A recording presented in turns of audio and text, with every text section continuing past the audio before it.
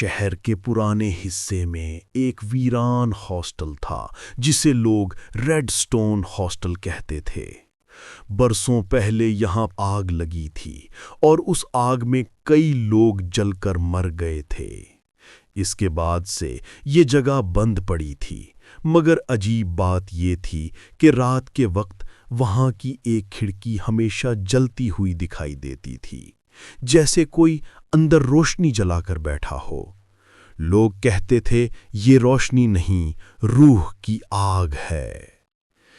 ایک دن یونیورسٹی کے 4 دوست علی، ہانیہ، فواد اور سارہ نے فیصلہ کیا کہ وہ اس ہاسٹل میں جا کر دیکھیں گے کہ اصل میں وہاں ہے کیا۔ سب کو ایڈونچر چاہیے تھا، مگر دل کے کسی کونے میں خوف بھی چھپا ہوا تھا۔ رات کے 12 بجے وہ ٹارچیں لے کر ہاسٹل میں داخل ہوئے۔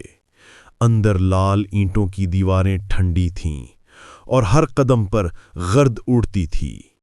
ہاسٹل میں ایک بورڈ لگا تھا، کمرہ نمبر 13، داخلہ منع ہے۔ فواد نے مذاق میں کہا، چلو اسی میں چلتے ہیں۔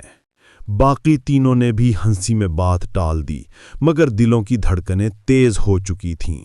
جب وہ کمرہ نمبر 13 کے دروازے کے قریب پہنچے تو دروازہ خود بخود ہلنے لگا، جیسے کوئی اندر سے کھولنے کی کوشش کر رہا ہو۔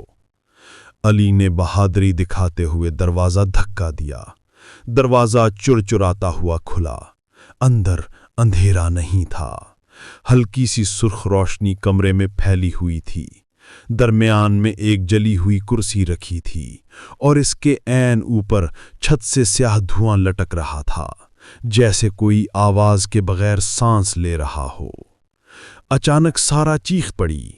دیوار پر انسانی ہاتھوں کے نشان ابھر رہے تھے، 1، 2، 3، اور سب کے سب خون جیسے لال تھے۔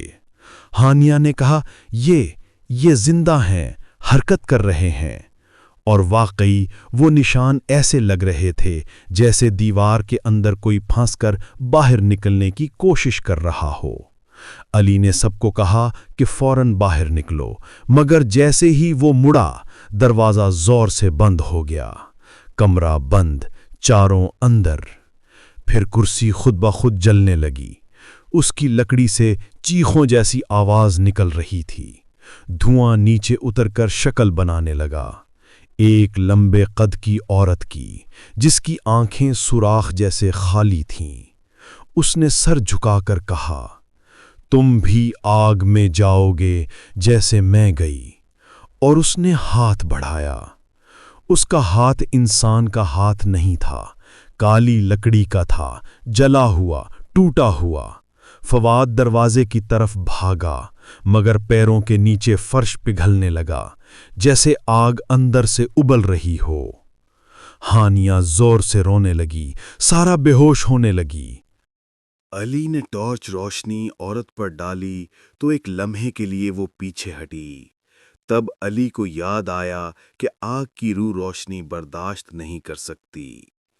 اس نے تینوں کی ٹارچیں اٹھا کر سیدھا اس روح کی طرف روشنی کی۔ روح ایک خوفناک چیخ کے ساتھ دیواروں میں سمٹنے لگی۔ دیواروں کے ہاتھ چیخنے لگے، آوازوں کی گونج پورے کمرے میں پھیل گئی۔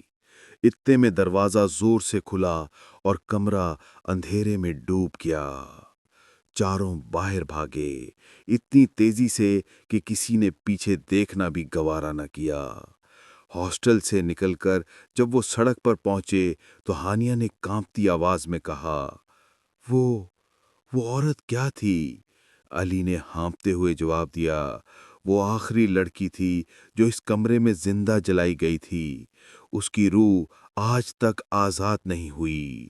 تبھی ریڈ سٹون ہاسٹل کی وہی کھڑکی دوبارہ روشن ہو گئی، سرخ جلتی ہوئی روشنی، جیسے وہ روح پھر کسی کا انتظار کر رہی ہو۔ اور لوگ آج بھی کہتے ہیں، جو کوئی کمرہ نمبر 13 کھولتا ہے وہ باہر تو آ جاتا ہے، لیکن اس کی پرچھائی وہیں رہ جاتی ہے۔